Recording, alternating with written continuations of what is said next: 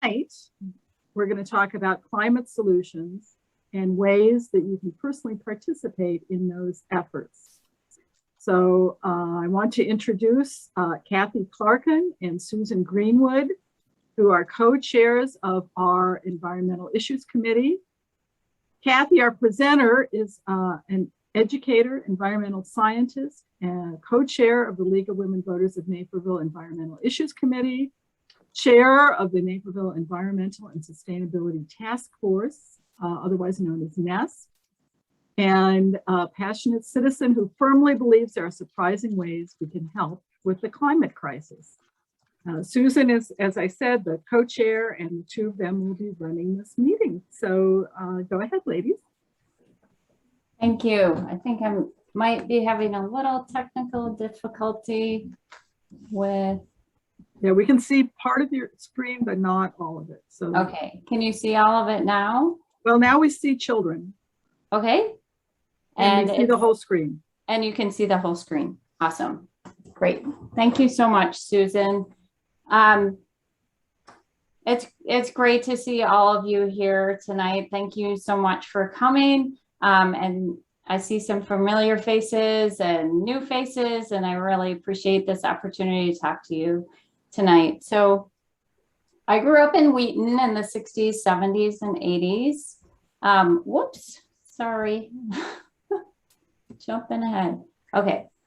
And you know, every summer, my family and I would go camping out in the mountains, and that was like way more interesting to me than living in suburbia. So this is a picture of me and my brothers and sisters. I'm the one in the orange coat, sitting on a rock in the snowy range in Wyoming, where we take a picture every summer. And I'm sure that that's where my love of nature started, and probably the reason that after I got a degree in chemistry, I decided to go on and get a master's degree in environmental science. So you can probably, it's probably pretty obvious that somebody like me, an environmental scientist who loves nature, might get interested in climate change because it's an environmental problem after all, right? But let me take you on another stop in my personal history. In the 90s, I spent about 2.5 years in the city of Port Vila on the island of Afate, in a country you've probably never heard of, Vanuatu in the South Pacific. That's me and my two buddies, Sarah and Helen, making bunya in my backyard. As I'm sure this educated audience is aware, Pacific Island nations are under severe threat from climate change. Rising sea levels, stronger cyclones, and changes to rain patterns are already having a huge impact across the Pacific. It is not just an environmental problem, but a devastating humanitarian crisis, displacing even entire cultures. So having friends there makes these faraway, distant impacts of climate change more real to me. So it's clear that you don't have to be an environmental scientist like me or a nature lover to care about climate change. All you have to be is a person who cares about other people. And you don't have to have friends in the Pacific to see that the climate is changing right here. A tornado in Naperville, droughts, floods that reach all the way up to Washington Street. Those hot, hot nights we had this summer, this very warm October, even the polar vortex and all these air quality alert days. Climate change amplifies and multiplies all of these. And these have economic, health, and social impacts here and now. But I'm sure most of you are well aware of the problem of climate change because that's really what dominates the news. And as promised, though, this talk is going to focus on solutions and the surprising ways you can contribute. You don't want your doctor to give you a devastating diagnosis and walk away. You want treatments, cures, lifestyle changes that will save your life and make you healthier. We're here to talk about those cures for the devastating diagnosis of climate change. And here's what I hope that you'll get out of tonight's presentation. First, the understanding that we do have a choice. We don't have to throw up our hands and say the planet is doomed. Next, we'll talk about the causes of climate change, because if you understand the causes, whoops, sorry, I jumped ahead again. That's going to help you start thinking about possible solutions. From there, we'll discuss some solutions, because thinking about solutions can help us all as individuals think about how we can do our part to help. And I hope to surprise you with some of the ideas for solutions that you can be a part of. And tonight we're going to be interactive. So my co-host tonight is Susan Greenwood, and she's going to be posing questions to you throughout the discussion, because we want you to be thinking as we go along. So she's going to pose questions and we'll have you type them in the chat. And then if we don't run out of time at the end, we will also allow people to unmute and talk. So jumping in, which path will we choose? I'm going to take you through what the models are telling us if we continue down our current path of burning fossil fuels, spewing greenhouse gas emissions into the atmosphere, and exploiting the environment without consideration of the consequences.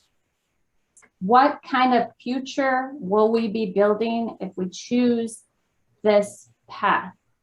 On the other hand, if we choose to act aggressively to combat climate change, what does that path look like?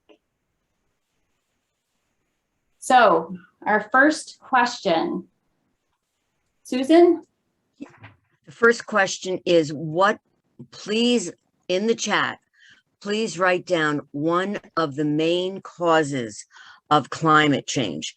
So we're going to give you about 30 seconds to answer this question. We just want what you think is just one of the main causes of climate change. So, oh, good. We're starting to have people answer in the chat. This is great. We're getting some very good answers, and we have another 10 seconds. So I'm not trying to scare everybody, but it would be great if we could hear from all of you. A lot of folks are talking about methane. We have burning fossil fuels, and you can hear end of timer. Whoop. So, Timothy, thank you for your, one of the main causes of climate is politics. Great answer. Great answer. We have just wonderful answers. Methane leaks from poorly maintained gas wells, methane from light and warming waters, human activities, industrial agriculture. Okay, it's back to you, Kathy. Yeah, that's great. So it sounds like we have a pretty informed audience here. So that's awesome. So lots of ways to answer this question. And one way is that the cause is greenhouse gases in the atmosphere, which like a blanket warm the planet. So we can see from this graph from Project Drawdown that the main source of greenhouse gases in the atmosphere is burning fossil fuels. But there are other sources too up there, agriculture and industry and deforestation. So solutions will need to address all of these sources of greenhouse gases. But like Tim said, There are other ways to answer this question, like failure of political leadership, or economics that don't price externalities, like you burn coal here and people get sick over here. Exploitative, extractive business practices. So thinking in these terms can also lead us to ideas about solutions. And ultimately, the solution to climate change is essentially zeroing out this graph so that whatever emissions we create become part of a natural carbon cycle with land, plants, and the ocean taking up the carbon so that there's a balance. And so this is what we mean by net zero, like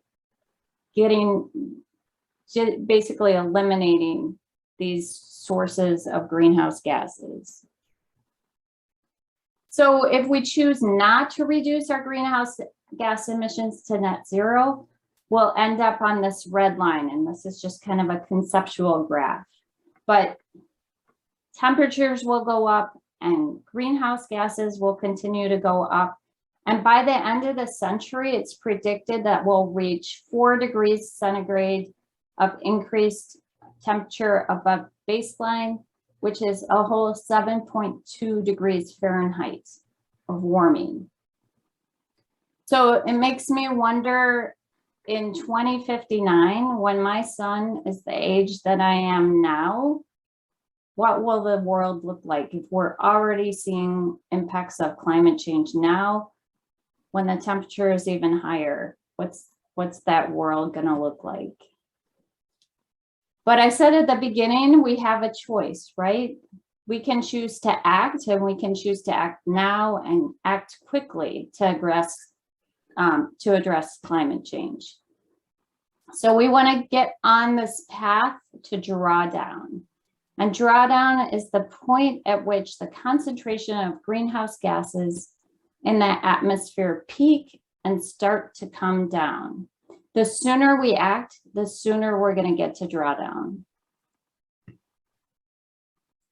So which path will we choose? If we continue with business as usual and stay on the red line, we'll continue to experience more severe and more frequent extreme weather events, climate refugees, health impacts from heat and poor air quality, dying polar bears, rising sea levels, melting icebergs. You've heard all of that before.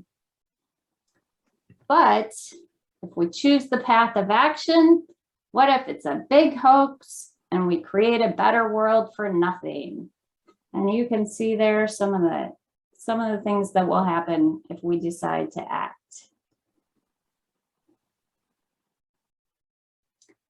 I don't know about you, but I would choose this path. So in order to get to drawdown, we need to work simultaneously on 3 types of efforts. So here we're getting into the solutions. First, we'll need to reduce the sources of greenhouse gas emissions, bringing those again to net zero. We'll also need to support sinks, which are those parts of nature that hold on to carbon. We call that carbon sequestration. And that's things like trees and native prairies, and it's also healthy soils in both agricultural and native landscapes. And finally, we'll improve society, fostering equity and justice. It's not just good for people, it's good for the planet. And we will talk about that more as we go along. So one more slide, and then we're going to get to another question. Let's dig into some of these solutions, speaking in really broad terms, and then we'll get more specific as we go along in the presentation. So the goals of climate solutions are both to mitigate and to adapt. So let's go over those 2 terms. Mitigation is actions to reduce the emissions that cause climate change.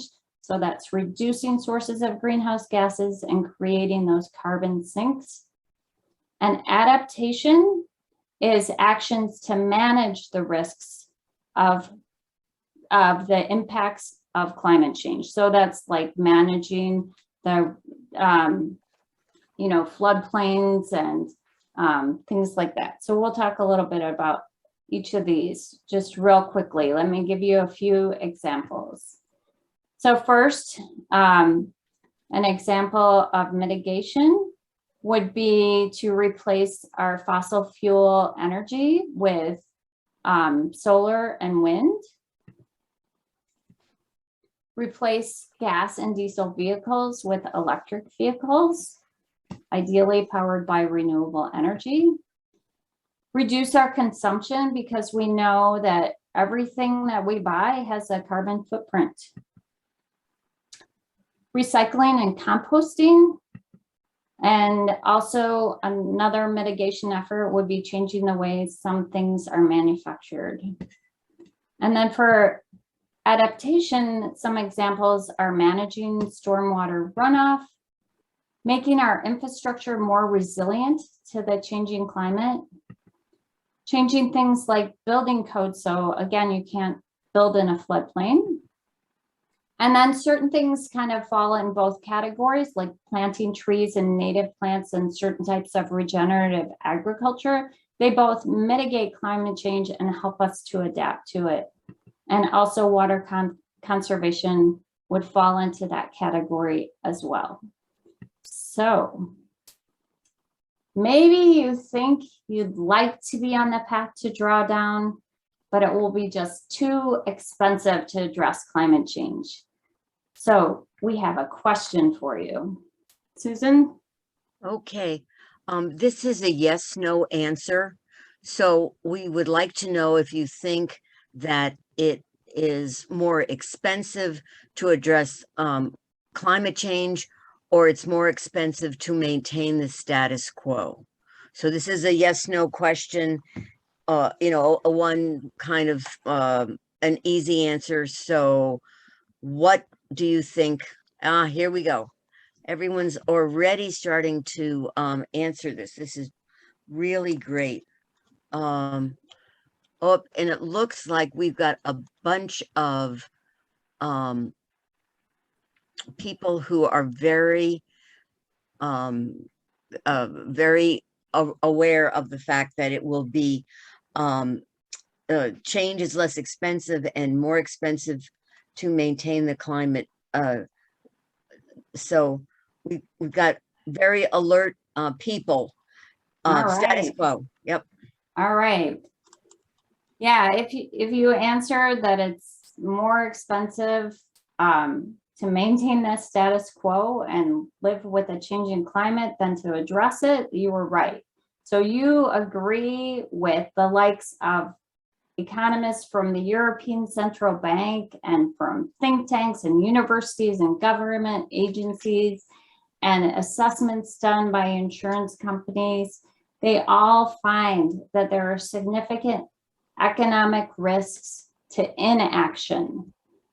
And while there may be upfront costs for investing in climate action, they are significantly lower than the cost of inaction.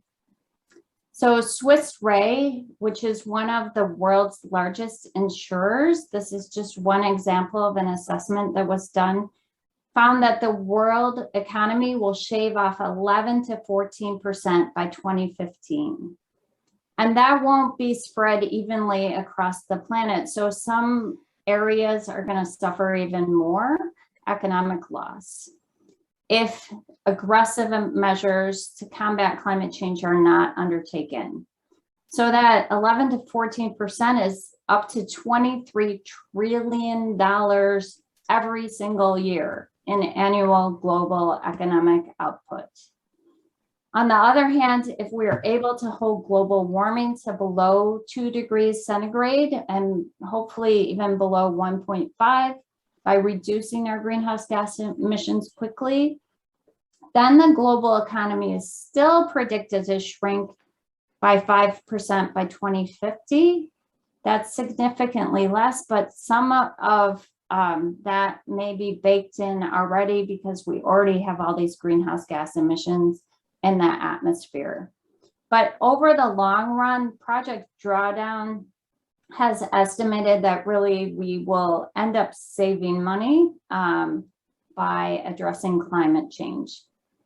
I highly recommend looking into that organization, Project Drawdown. You can check out their website. But let me just give you two really quick examples of the cost of action versus inaction. So investment in renewable energy and energy efficiency is going to save you money in the long run and a lot of people money in the long run. On the other hand,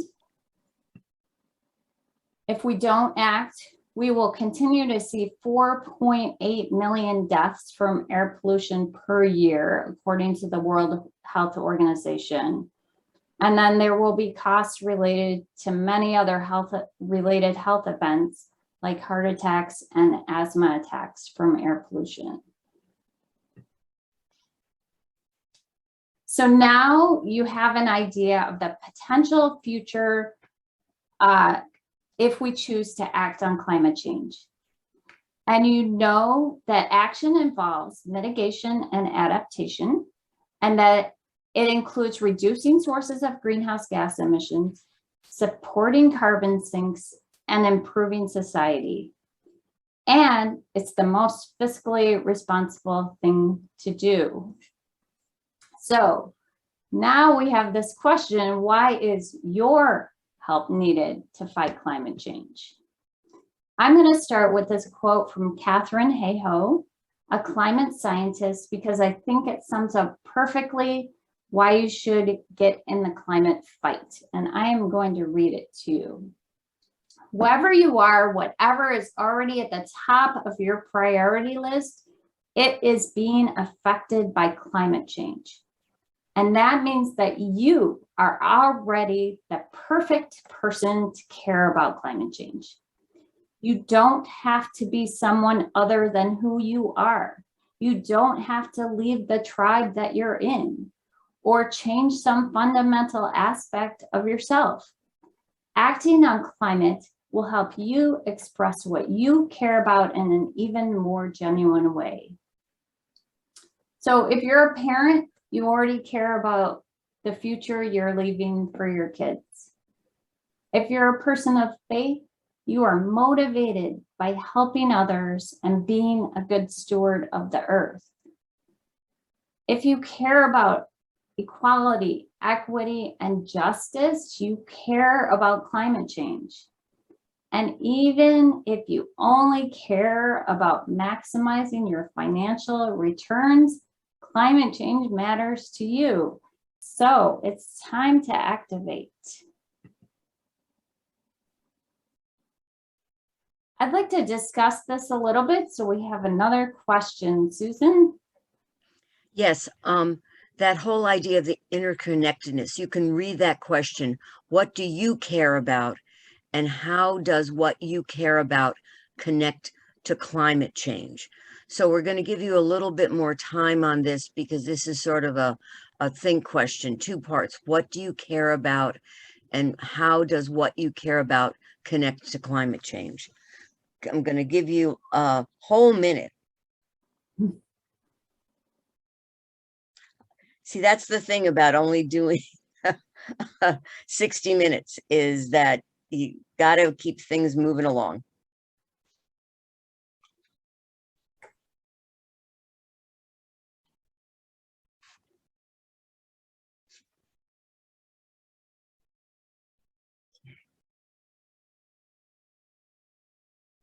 Good. We're starting to see some answers. This is great. All right, good.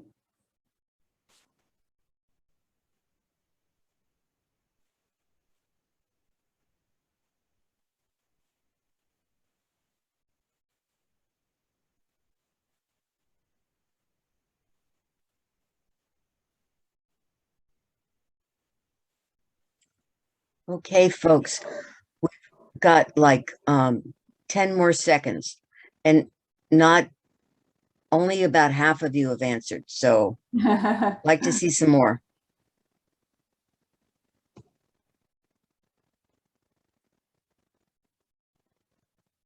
Okay, time is up. We have a lot of interesting answers. Justice and equity, caring about the cities that are at or near sea level. I think that's especially interesting for our area because already Great Lakes, Lake Michigan is at some of its highest levels ever. Yeah. Future generation. Yeah. That's one of my big things is my two grandsons that are not even coordinated enough yet to do the planting like the little boy in the picture, but they'll get there. Not destroying nature. Again, children, clean water. Yes, it seems like we're a water-based planet, but only a small percentage is able to be drunk. Food chain. Equity again. We've got a lot of really good answers. So thank you very much. Yeah. Yeah. All those things. It is a very intersectional problem, climate change is. So yeah, when you talk about justice and equity, you know that most of the greenhouse gas emissions that are up in the atmosphere were caused by people who are going to be least affected by climate change. And the people who are least responsible are probably going to have the highest impacts. The people of color, people of, of lower income levels, poorer countries. So, and yeah, we all care about the future that we're leaving for our kids. So Ayanna Elizabeth Johnson is another awesome climate communicator and climate scientist. And she famously talks about this Venn diagram. And the green circle is what needs doing. So those are the problems that need solving as it relates to climate change. And then in the blue circle are your interests and passions. And the yellow circle is the skills and experience you already have. And then right there in the middle is where you can find the place to activate yourself to get involved in the climate fight. So whether you're an introvert or extrovert, accountant or artist, student or senior citizen, you can contribute. You can find your sweet spot in the middle of that diagram. Okay, here we are. What can you do about it? Surprising and maybe not quite so surprising ways you can help. What we're going to talk about is certainly not comprehensive, but hopefully it will get you thinking. And I really will have more opportunities in the chat for you to share your own ideas, because I think, I'd love to learn from you as well. So let me first acknowledge that it can be difficult to know what to do. You think you want to make a good choice, but what is the climate impact? So you might wonder when you go shopping, what's the carbon impact of this particular product? Should I eat organic or should I eat local? Or, I don't know what's the best choice there. And that perennial question that no one can ever seem to fully answer, is this recyclable? And it's true that good choices aren't always available to us. So for example, you might think, I can't afford an electric vehicle, or I'd love to bike everywhere, but I don't feel safe on the roads. Or in Naperville, here's a big one. I would like to purchase community solar, but Naperville does not allow me to. So I end up getting my electricity from a coal-fired power plant. And I don't have a choice except for to move away. And then like this really big one, I don't have the time to figure all this out. So that's why we're here tonight, to help you start thinking about how you can contribute and what maybe you want to still keep learning. So let's start with your carbon footprint, because it's an idea that's probably familiar to lots of you. Your carbon footprint is the sum total of the greenhouse gas emissions you as an individual caused by the choices you make. What you buy, how much you drive, how much natural gas and electricity you use in your home. So we just said it can be difficult to make good choices because you don't have information or good choices aren't available to you. So Susan, we have another question. Yeah, the question is, how much does your carbon footprint matter in combating climate change? And so we sort of like, not at all, maybe somewhat, a lot. And why are you giving this answer? Why are you saying that it affects not at all, somewhat, or a lot? So this is like a two-part question. And again, we're going to give you a minute.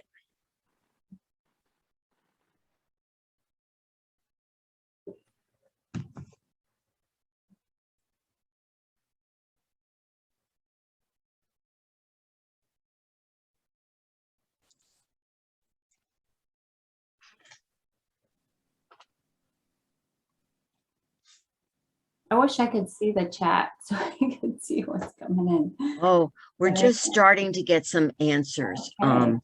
Kathy. And so I'll,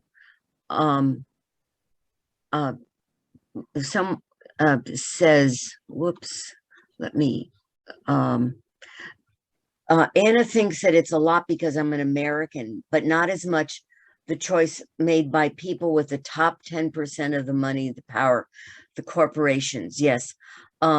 Every individual's footprint is small in the game, but together we can do a lot collectively. That's a wonderful, I think you're stealing some of Kathy's lines. A lot that we can do collectively. I told you, this is a smart audience. Yeah, that's great. That's great. Thank you. So One yeah. of the one of the other ones is that we can do something, but it has to come from industry and politics. Great. Yeah. Lots of good thoughts there. I would say the fact is that you're just one of 7.75 billion people on the planet. So honestly, your little piece of that carbon footprint of the whole planet is not, that's pretty tiny. But I also think it's really good to think of it like voting. So I think that some of you kind of came up with the same sort of concept where it all adds up, right? So rarely does your one vote make a difference, but in an election, but it is still absolutely necessary. So let's take that notion a little bit further. If in an election, you don't just vote for a candidate, but you also volunteer for that candidate or help get out the vote or contribute money or become that candidate, you just multiplied your impact. So we're not just adding up our own carbon footprints to try to bring down greenhouse gases, but we're trying to multiply our impact by getting more people involved. And we're going to get into this a little bit more.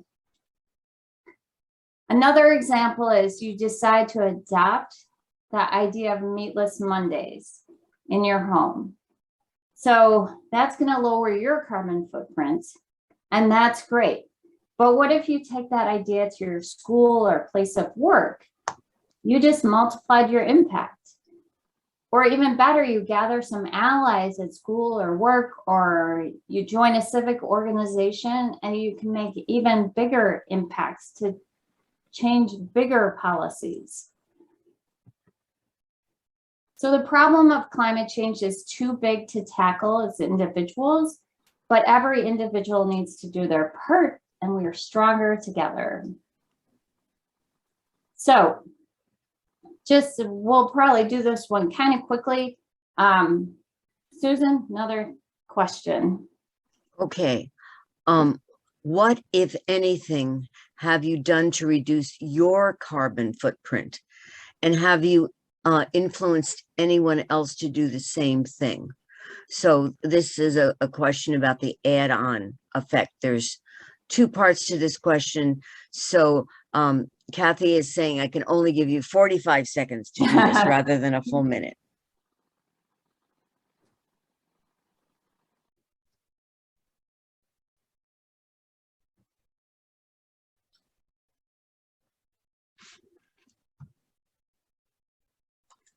We're starting to get some very good answers. Tim,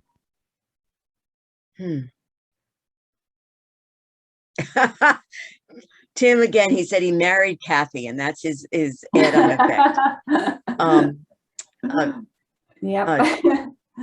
Two hybrid vehicles and are giving away decluttering. So, but giving things away from decluttering so they don't go into Mount Trashmore. Yeah, we are so lucky that we have two Mount Trashmores in the Naperville vicinity. So, whoops, there we go. Come on, stop making the noise. Okay, minimize car usage by working remotely. Eat vegan and has influenced others to eat vegan. Good for you.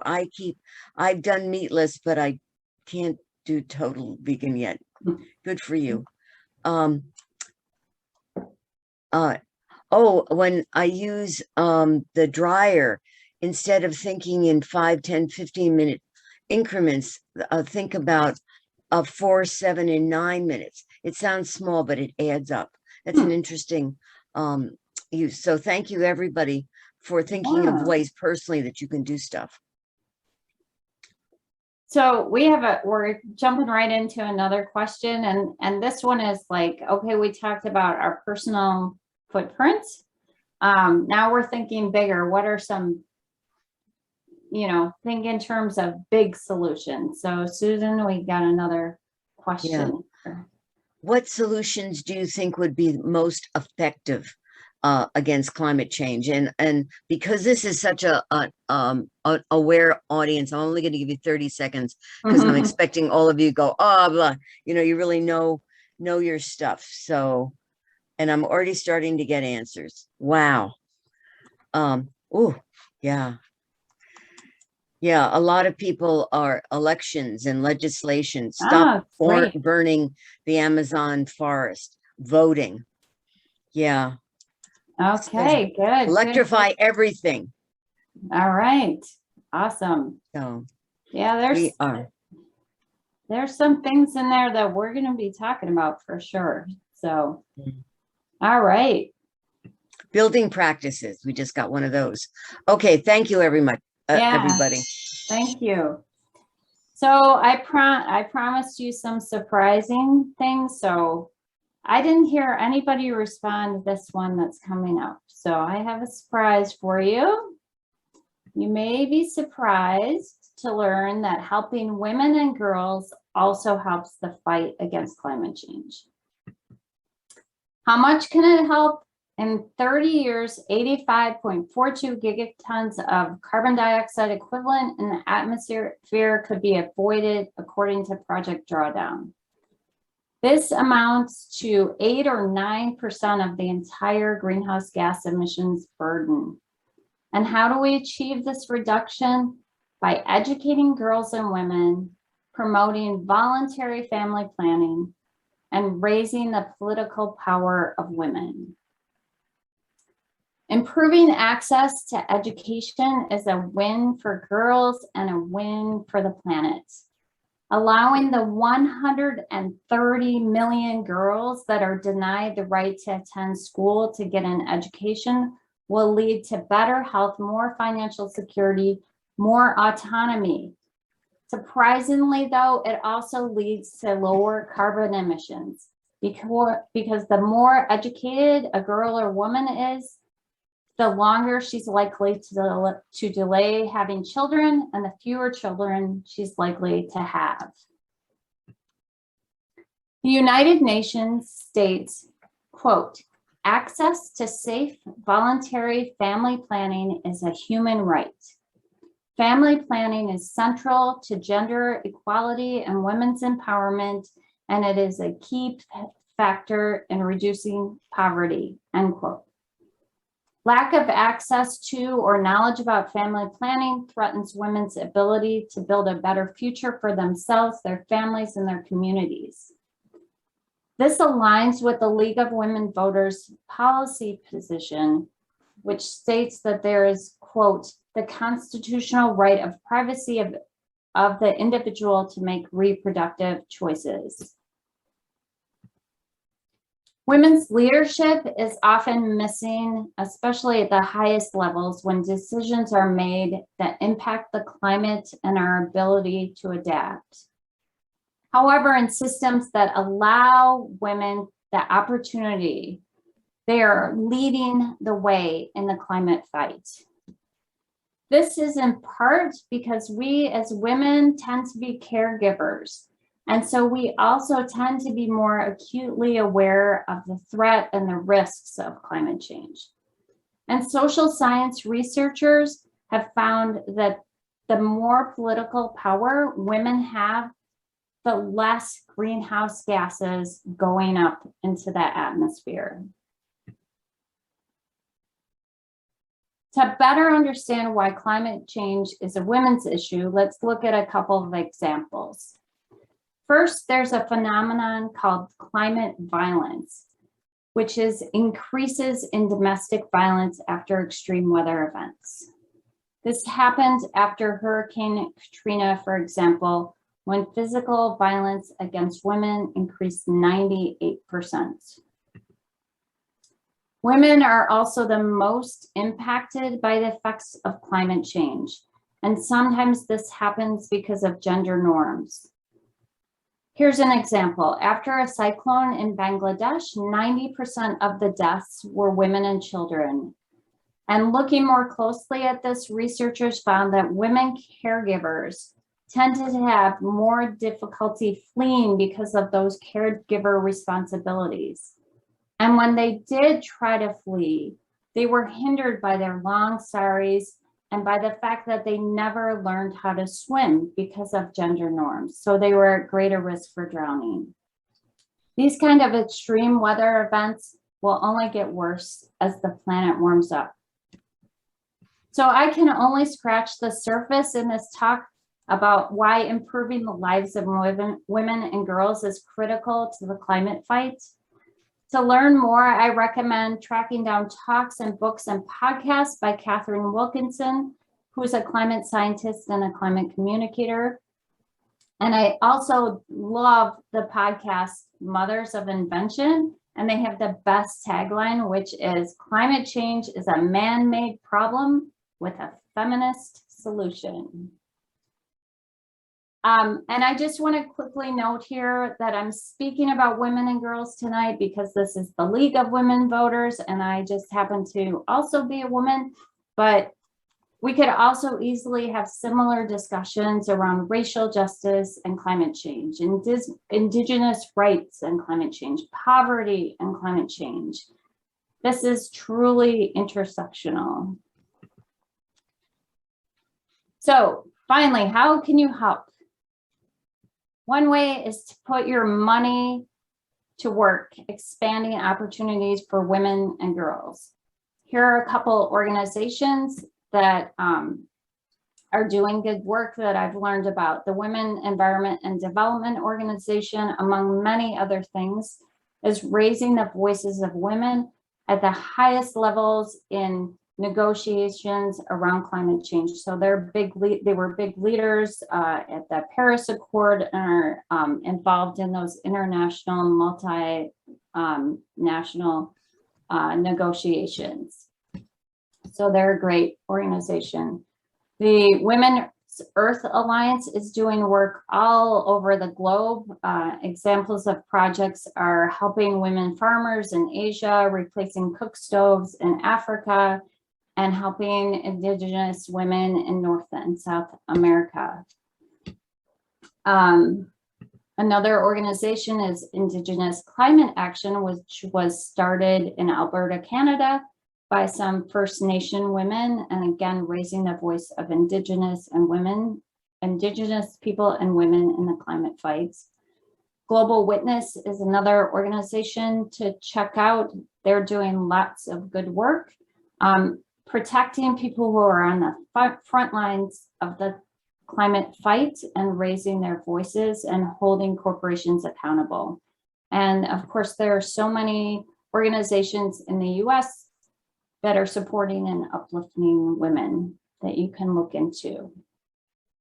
So this one is another surprise, but some of you kind of raised this when we had our question earlier about solutions, but supporting democracy is also necessary to the fight against climate change. Why is it critical? Let's just talk about a few reasons. 9 out of the top 10 performers in a climate change performance index are democracies. Climate litigation is growing and its success is growing across the globe. This is really holding big polluters, big fossil fuel companies to account for our changing climates. Those actions are happening in democracies. And let me just read this quote to you from the Nobel laureate Amartya Sen, which sums up why democracies might be better at addressing climate change. In allowing freedom of expression, a vibrant civil society, regular elections, and the workings of checks and balances, democracies increase the likelihood that crises will be met and destructive policies corrected. In our own country, the majority of Americans care about addressing climate change, and so truly democratic representation would address this concern. So what can you do? If you're not already a member of the League of Women Voters, join and get involved. And you don't have to be a woman to join. So there are opportunities to volunteer at the local level in Naperville, at the Illinois level, and at this US level within the League. And League policies that support democratic institutions and support democracy include support for the Voting Rights Act, DC self-governance, campaign finance reform, and abolition of the Electoral College. All of these things are important in the climate fight. And then you can find international organizations that are also supporting civil society. Civic participation is a key ingredient of a vibrant democracy, so you can also get political. In order, again, to achieve the big systemic policy changes, which I know a lot of you brought up in the chat, you need political change. So I'll quickly go through a list here. Educate yourself on the issues and vote. Support candidates that make climate change, sustainability, gender equity, and racial justice a priority. Arm yourself with knowledge and meet with public officials. Volunteer for a candidate, even better, become a candidate. Join a rally or protest. I recently read the Yale Center for Climate Communication said that this is really critical for building political will. So just showing up at a rally is really important. And then there are other organizations like Citizens Climate Lobby and League of Conservation Voters that you can check out. Climate change is the ultimate think global, act local problem, because literally our choices locally have an impact on the climate of the whole earth. So here's one I don't think that came up in our chat, but you may be surprised to learn that one of the first things you need to do locally is talk about it.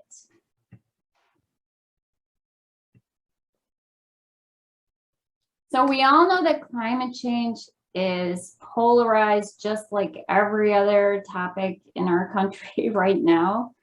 So we have a question for you to think about how you're going to talk about climate change. Susan?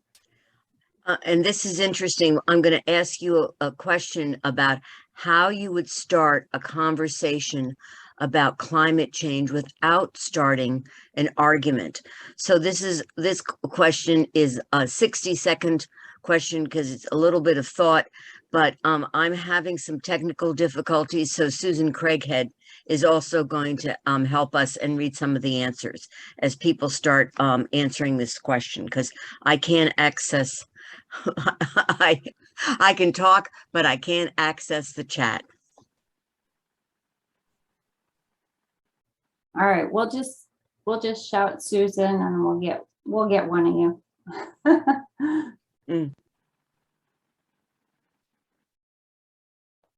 Here's a good question. Did you get flooded this year or have damage from the local tornado? Start with a question. I like that.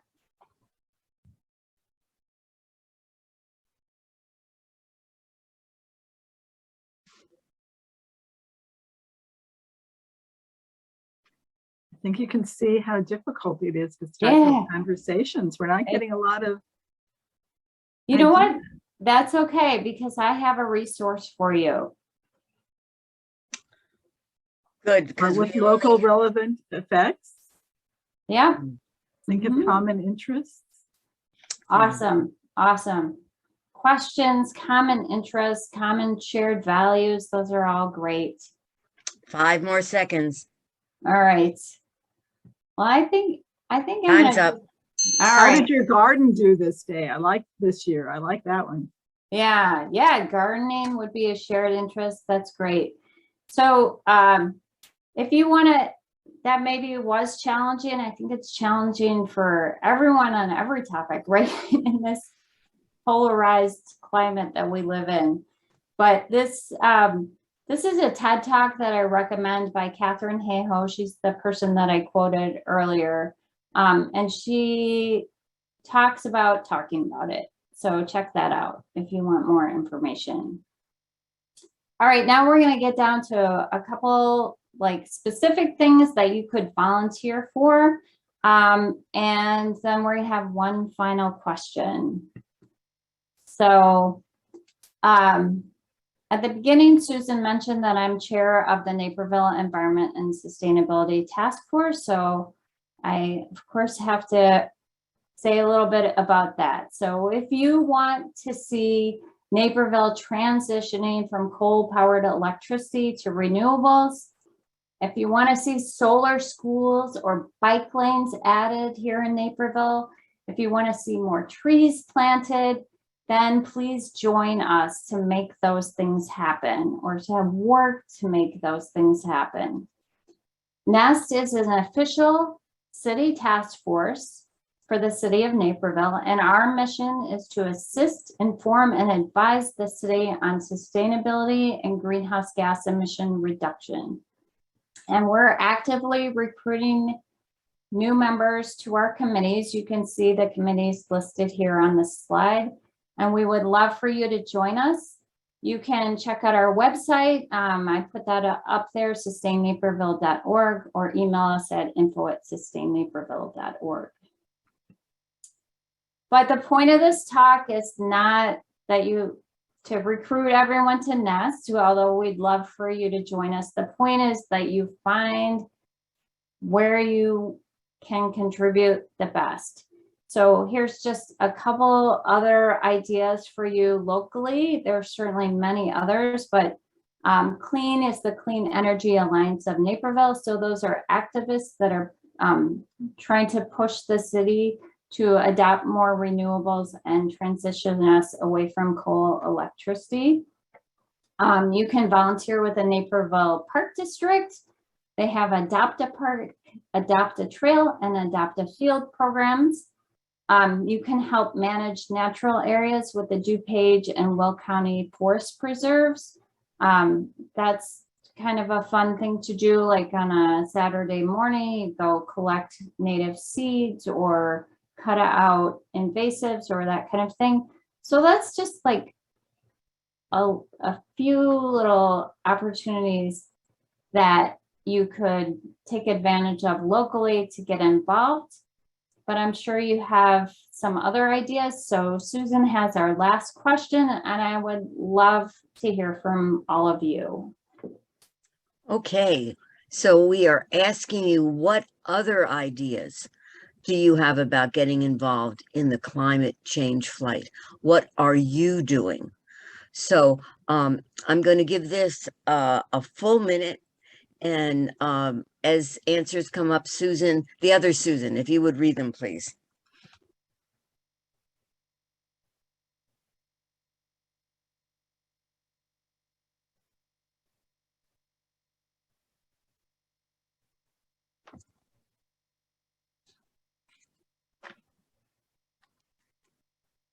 So people are planting natives in their yards, reduce grass, reduce mowing, vote for the right people. That's always good. I managed to get my husband involved in Nest, which he's enjoying very much. Churches, parent groups, scouts. Great, that's great. That gets to the idea of kind of multiplying your impact and getting involved with churches. others. I think that's, that's where we hope people care about their world around them. Okay, time is up for the questions, and time is getting pretty close for our 1 hour. So this is the last comment from Kathy. Oh yeah, thank you so much for coming tonight, and I hope you learned something, and feel free to reach out to me if you have any questions or you want to learn about more of the resources that I used to talk tonight. I'd love to hear from you. And thank you so much for coming. And if you want to stick around and discuss, we are happy to have you stick around. We just want to make sure to honor people's time. So if you would like to, Kathy's going to take down her sharing screen so that everybody can see everybody. And if you would like to talk, either raise your hand physically or with the reaction, you can do one of the reaction symbols down on the bottom. So does anyone want to talk a little bit about what they're doing? I see a lot of people on here that I know are doing a lot of good stuff. So if you're doing something locally that you want to get other people involved with, now's your chance to recruit some folks. Well, while people are thinking, feel free to put it in the chat or raise your hand and speak up. But I want to thank everybody for coming to this event. Kathy, it was great, very informative, and the interactive part was really entertaining. Our next monthly event will be on November 17th, and the topic will be redistricting. So if you live in DuPage County, the county board is looking for public feedback on its proposed map. You can visit the DuPage County website to provide input. And Will County, of course, is also working on their redistricting maps.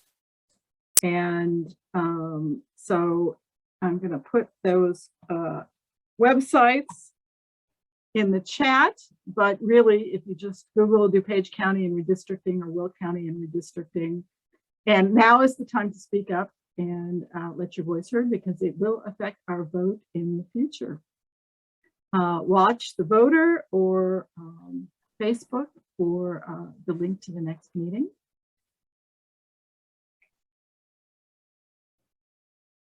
Bill? All right, I gave everybody plenty of time to answer. Thank you, Kathy. Thank you, Susan. Susan, this is an excellent presentation this evening. I'm glad to see everybody here tonight. I got to shout out and say hi to Marcia. I haven't seen you for a long time, Marcia. Hello. Great to see familiar faces in the audience. So I'm with the League of Women Voters Illinois, and we work on environmental issues, specifically closing Prairie State coal plant down. And I got to tell you, you're right in the center of all the action in Illinois with Naperville and Nest and the Clean organization focused on IMEA. So if you have any inkling of like, I want to do something, but I really want to do something big that's not too hard and far away, it's right there in your hometown. Just check in with Kathy and she will point you on the way. So I can't recommend that highly enough. And thank you again, everyone, for coming out tonight. Yeah, thanks, Bill. Carl, you got your hand up there? Yeah, I was just going to say that, part of my motivation to having joined an organization recently, also Nest, working closely with Kathy, it's more just for self-survival because I suffer from climate anxiety and it was getting terrible, and doing something feels really good. It feels really good. And what I'm seeing in the opportunities within Nest, you don't have to be an environmental scientist. You don't have to be one who's schooled in this topic.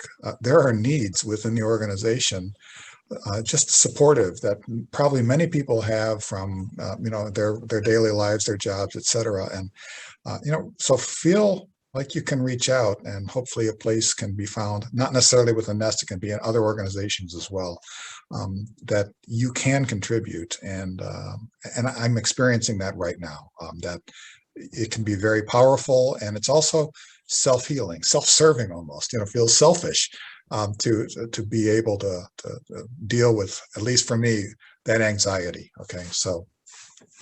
Yeah, great points. Thanks.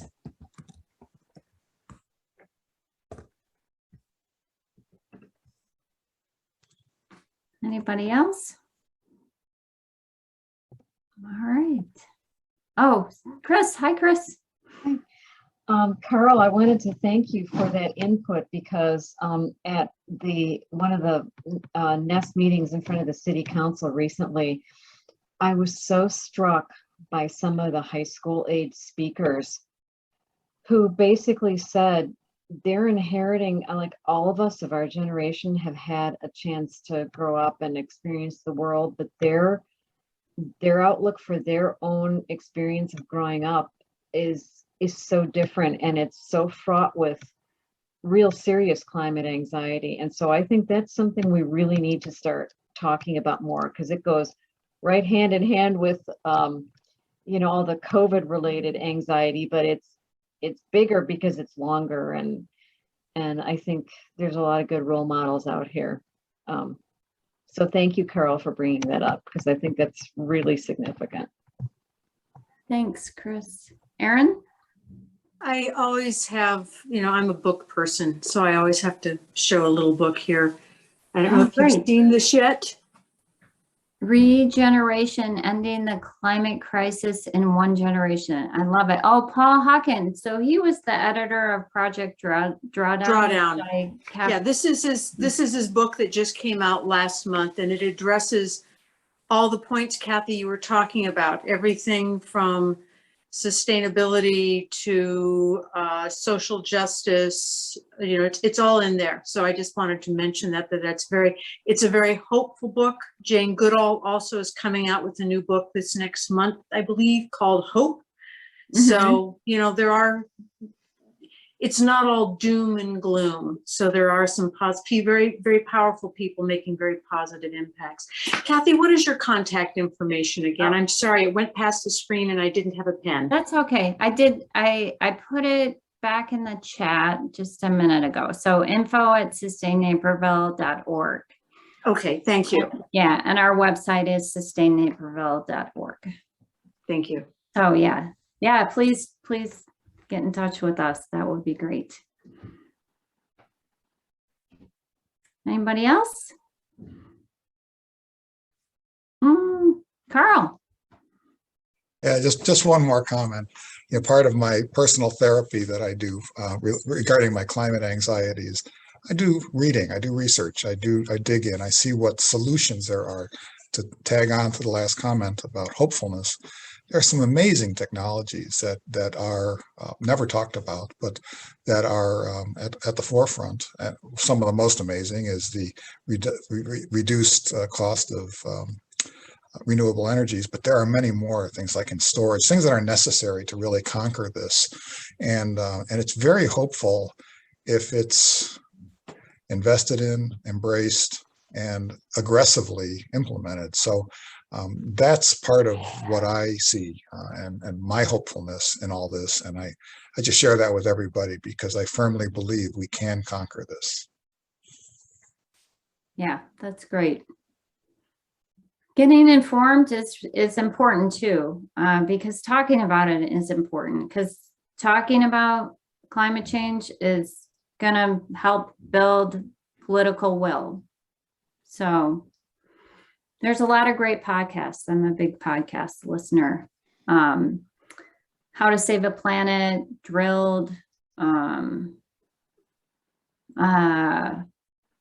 Even Science Friday is very good on Fridays. yeah, Science Friday is good. Oh,